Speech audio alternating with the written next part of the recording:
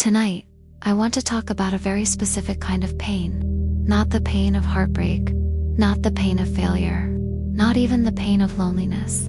I want to talk about the pain of living a life that never truly feels like yours. The pain of waking up one day and realizing that you have been alive for years, maybe decades, but something essential in you has remained untouched, unused, unspoken, unlived. This is not always a dramatic pain. In fact, it is usually very quiet. It hides inside routines, inside obligations, inside polite smiles, inside careers that look acceptable, inside relationships that seem fine from the outside, inside lives that appear normal, but feel spiritually empty. Carl Jung understood this kind of suffering very deeply. He understood that many people do not suffer because life has completely destroyed them. They suffer because they have drifted too far away from who they really are. And the terrifying part is that this can happen slowly. So slowly that you barely notice it. You keep going. You do what is expected.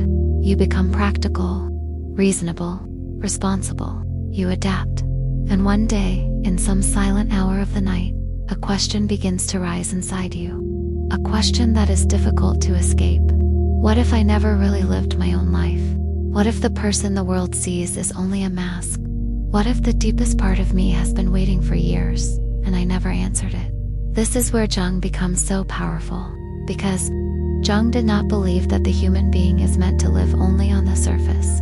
He believed that each person carries within them a deeper pattern, a deeper nature, a hidden self that is trying to emerge. And when that deeper self is ignored for too long, life begins to feel wrong. Not always outwardly wrong, but inwardly wrong. The soul begins to dry out. You may still function. You may still work. You may still talk, laugh, eat, scroll, travel, perform, succeed. But somewhere inside, there is a quiet grief, a subtle mourning, as if some part of you already knows that your life is passing. But your real life has not yet begun. Jung would say that one of the main reasons this happens is because most people begin building what he called the persona.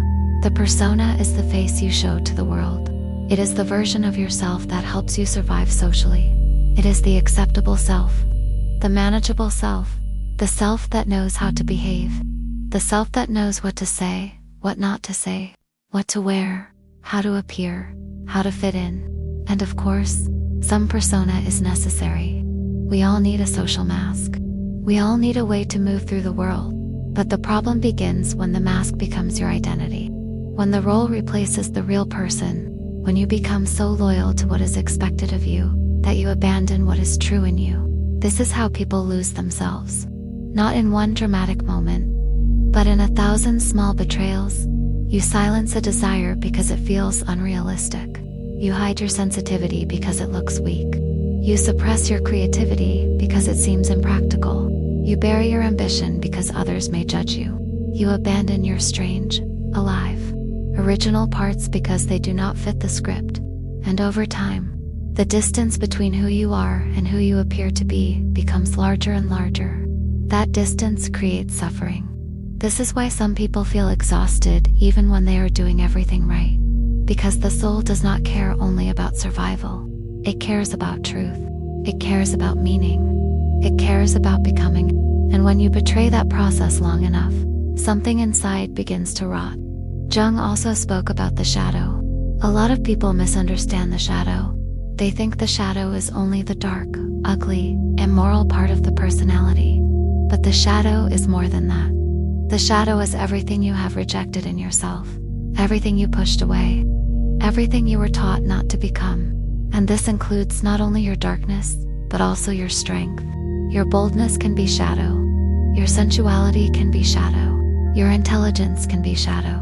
Your creativity can be shadow. Your anger can be shadow. Your voice can be shadow. Your calling can be shadow. In other words, the shadow is not just the monster within. Sometimes it is the abandoned king. Sometimes it is the artist you were supposed to become. Sometimes it is the brave self that never got a chance to live. This is why the unlived life hurts so much. Because it does not disappear. It stays with you. It follows you. It waits for you in silence. And when ignored for too long, it begins to return in indirect ways, as anxiety, as depression, as numbness, as envy, as restlessness, as a constant feeling that something is missing, as the strange pain of seeing someone else live boldly and feeling both admiration and resentment. Why resentment? Because some part of you recognizes what you abandoned. When you see another person speak freely, create fearlessly, love honestly, or walk their own path, it can awaken something painful. Not because they are doing something wrong, but because they remind you of what you did not allow in yourself. This is one of Jung's deepest insights. What you refuse to live does not vanish. It turns inward. It becomes symptom. It becomes bitterness. It becomes emptiness. It becomes the heavy feeling that your life is happening, but not to the real you. And this is why so many people secretly feel disconnected from their own existence.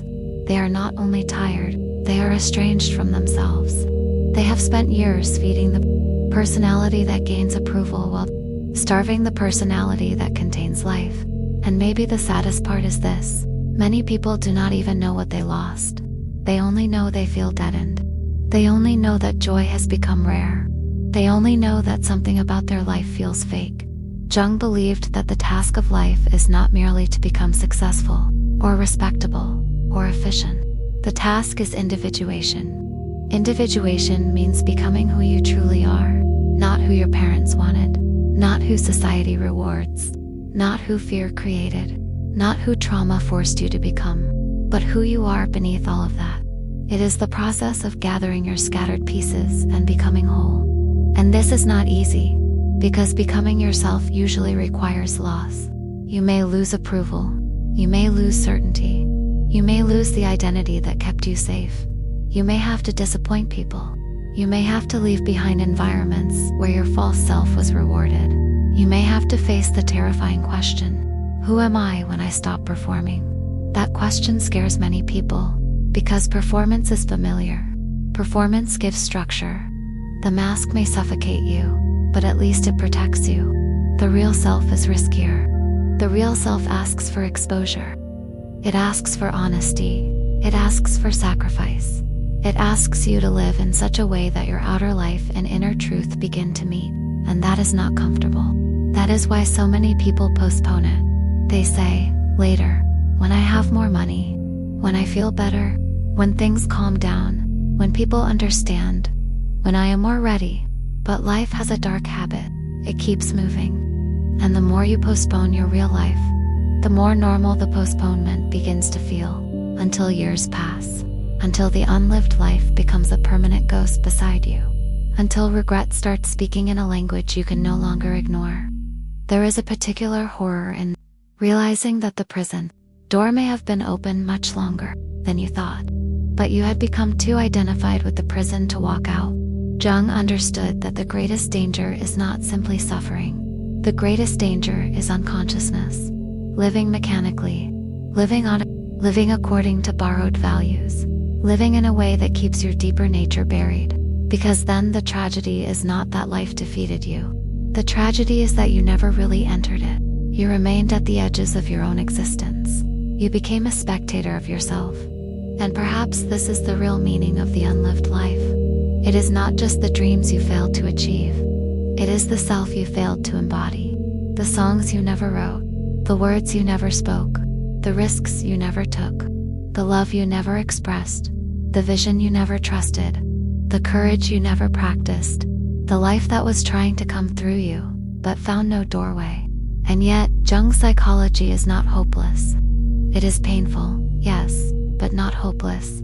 Because the fact that you feel the emptiness may itself be a sign that the deeper self is not dead, a sign that it is still calling, a sign that the pain you feel is not meaningless, but directional.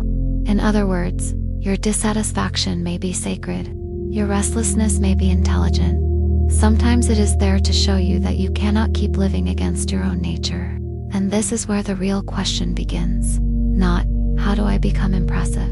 Not, how do I make everyone approve of me? Not even, how do I avoid pain? But something much deeper. What in me has remained unloved? What part of myself have I betrayed? What truth have I been postponing? What life keeps knocking from the inside? These are dangerous questions, but they are living questions. They are the kinds of questions that can break a false life open, because the moment you begin asking them honestly, something shifts. The mask starts to crack. The forgotten self starts to move. And maybe that is the beginning of real life. Not a perfect life. Not an easy life. But a real one. A life with contact. A life with soul. A life in which your outer choices slowly begin to reflect your inner reality. This does not mean you suddenly become fearless. It means you stop worshiping fear. It means you stop giving fear the authority to define your fate. It means you understand that safety can become a kind of death when it is purchased with self-betrayal. And maybe that is the final truth Jung leaves us with. That the pain of never living your real life is not just sadness. It is the psychological pain of betraying the self. And the cure is not comfort. The cure is consciousness, honesty, integration. The slow, difficult, sacred work of becoming who you already are. So tonight, if you feel empty, if you feel behind, if you feel as though your life is moving but your soul is standing still, do not dismiss that feeling too quickly. Do not numb it immediately. Do not explain it away. Listen to it, because it may be telling you something essential. It may be telling you that there is still time to return, still time to reclaim what you buried, still time to stop living as a mask, still time to begin. And perhaps the greatest tragedy in life is not that we suffer.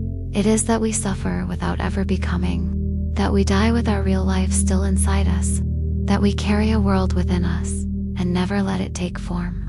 But the moment you choose truth over performance, consciousness over habit, and becoming over pretending, the unlived life begins to loosen its grip, and something remarkable happens. Your life, maybe for the first time, starts to feel like it belongs to you.